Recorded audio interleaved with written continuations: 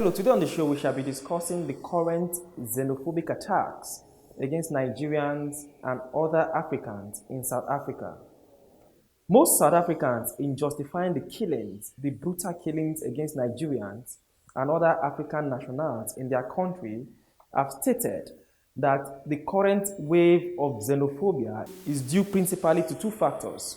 Number one, that Nigerians and most African nationals have come to South Africa to take over their jobs.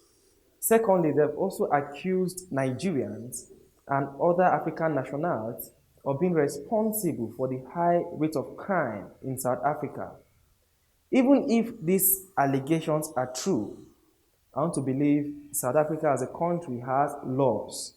South Africa as a country has constitution. And South Africa as a country has the court.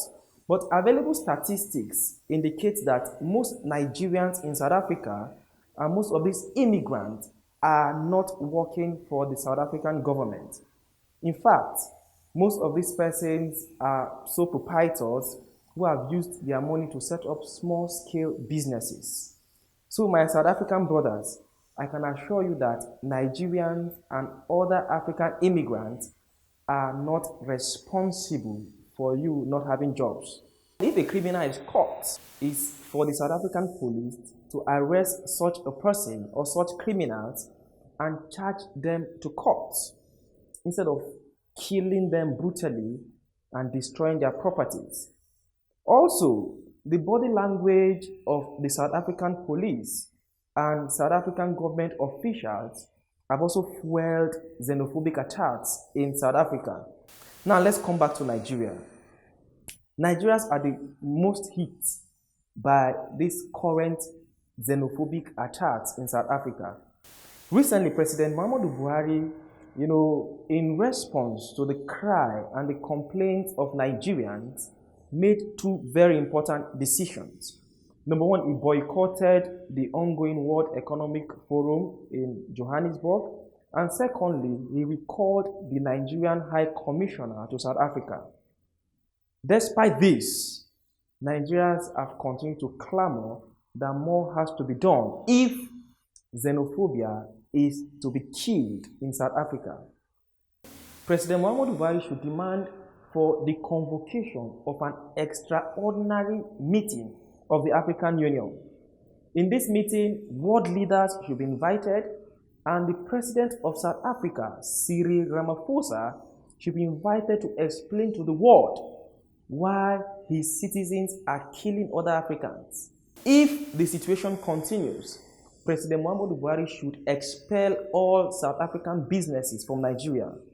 Although this order may be difficult, but I think it is necessary.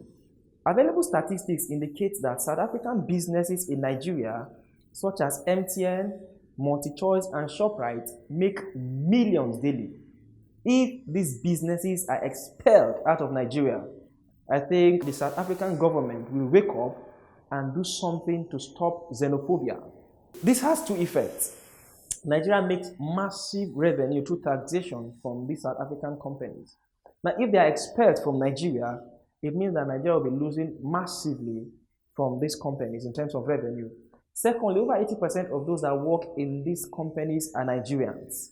Expelling these companies from Nigeria will mean that a lot of Nigerians will lose their jobs. Before taking this decision, the government must look through it very well.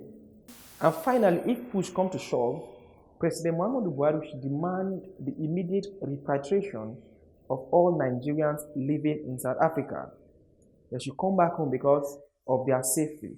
But the effect of this is that if they are coming back home, what are they falling back on? Because most of them have built their business empires in South Africa over the years, and coming back home will mean starting afresh. So if we are bringing Nigerians in South Africa back to Nigeria, the government must, as a matter of urgency, put measures in place to cushion this effect. Now, what is our standpoint? I think from our standpoint here, the South African authorities have a lot to do if xenophobia is to end. President Cyril Ramaphosa must begin to tell his citizens that Nigerians and other African nationals are not the problem in South Africa. They are not responsible for the current rate of unemployment in South Africa. Secondly, the South African authorities must begin to reorientate their citizens on the need to take all Africans as one. Let's not also forget the role Nigeria played in stopping apartheid in 1994. Nigeria contributed immensely in both human and material form in making sure that apartheid in South Africa comes to a close. Is this how we are going to be paid? Now back to Nigeria. I think the Nigerian government over time has also contributed in these problems. If successive leaders in Nigeria had developed the Nigerian economy, Nigerians won't be traveling abroad to seek greener pastures. The time is now for Nigeria as a country to start placing emphasis on quality leadership. Nigeria has no business being poor.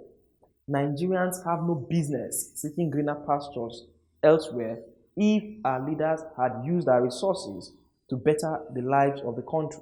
Our emphasis as a nation should be channeled towards the provision of jobs, social welfare, security, social infrastructure, so that Nigerians in Nigeria will stay in the country and enjoy the country instead of going abroad to be killed like chickens. A word they say is enough for the wise. And that's the size of our program today. Until we come your way next time, thanks for watching.